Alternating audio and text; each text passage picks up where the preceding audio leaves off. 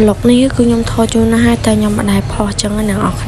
ងៃនេះគ្រូសាស្ត្រទាំងសងខាងខ្ញុំគឺគាត់បានរងខ្ញុំទៅលេងនៅភ្នំស្វាយនៅខេត្តកោះរតនគិរីហើយកន្លែងទេសភាពនៅភ្នំស្វាយហ្នឹងនេះរួមទៅមើលទៅឡើងត្រជាក់ភ្នែកហ្មងពេលយន្តឡើងទៅលើអ្នកនរគ្នាភ្នំហ្នឹងខ្ពស់ខ្លាំងមែនតើលើហ្នឹងពិតជាស្អាតមែនតើហើយខ្ញុំថតបានចុះពពករូបបេះដូងទៅអ្នកនរគ្នាហើយមើលទៅស្អាតតែហ្មងអ្នកនរគ្នាហើយខ្ញុំបានទៅលេងកន្លែងមួយទៀតអ្នកនរគ្នាទៅនៅបឹងយក្សឡោមគឺទេសភាពស្អាតមែនតើហើយមានបងប្អូនយើងជាច្រើនអ្នកដែលគាត់ទៅលេងនៅកន្លែងហ្នឹងហើយលើកទី1ដែលខ្ញុំបានដើរលេងនៅច្រើនកន្លែងដែលពុកម៉ែក្មេងខ្ញុំក៏នាំខ្ញុំទៅអញ្ចឹងបងប្អូនអ្នកគ្នាខ្ញុំនិយាយរួមទៅថតរហូតហ្មងហើយខ្ញុំក៏បានទៅលេងកន្លែងមួយទៀតអ្នកនរគ្នាកន្លែងហ្នឹងដូចជាគេហៅ3ស្រុកអីដល់អ្នកនរគ្នារសារខ្ញុំវាភ្លេចដែរ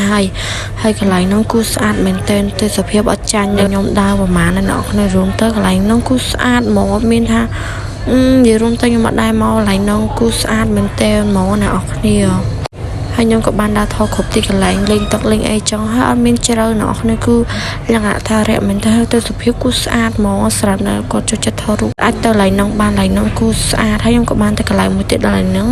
គឺកន្លែងទឹកជ្រោះតែខ្ញុំដូចជាភ្លេចឈ្មោះហើយអ្នកនរគ្នាពេលហើយខ្ញុំទៅដល់កន្លែងទឹកជ្រោះហ្នឹងគឺស្អាតមែនទែនតែខ្ញុំអត់ស្គាល់ឈ្មោះដោយសារខ្ញុំភ្លេចយកអ្នកនរគ្នាកន្លែងហ្នឹងគឺស្អាតហ្មងហើយខ្ញុំក៏អត់ដែរឃើញនៅលក្ខណៈថាអត់ដែរឃើញមកពីខ្ញុំអត់ដែរនេះគឺខ្ញុំបានមកខាងម៉ែក្មេងខ្ញុំពុកម៉ែខ្ញុំចឹងគាត់នាំខ្ញុំដើរលេងម្ដងយីរួមទៅតាំងពីក្មេងរហូតដល់កំមកមកដើរលេងទៅពេលមានប៉ុន្តែបានដើរលេងរួមទៅ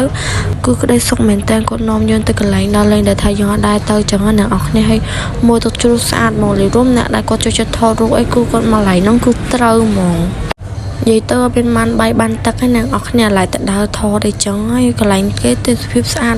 យីរួមទៅអ្នកនរគ្នាមើលទៅតាមរូបក៏ដឹងថាទេសភាពស្អាតប៉ុណ្ណាយីរួមទៅខ្ញុំញៀនថតវីដេអូញៀនថតរូបហ្មងហើយកន្លែងហ្នឹង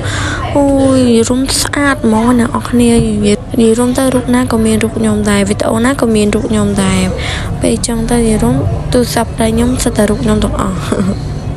ភាពស្អាតមែនតើអ្នកនរគ្នាមើលតែរូបគឺដឹងឲ្យអួយហ្មង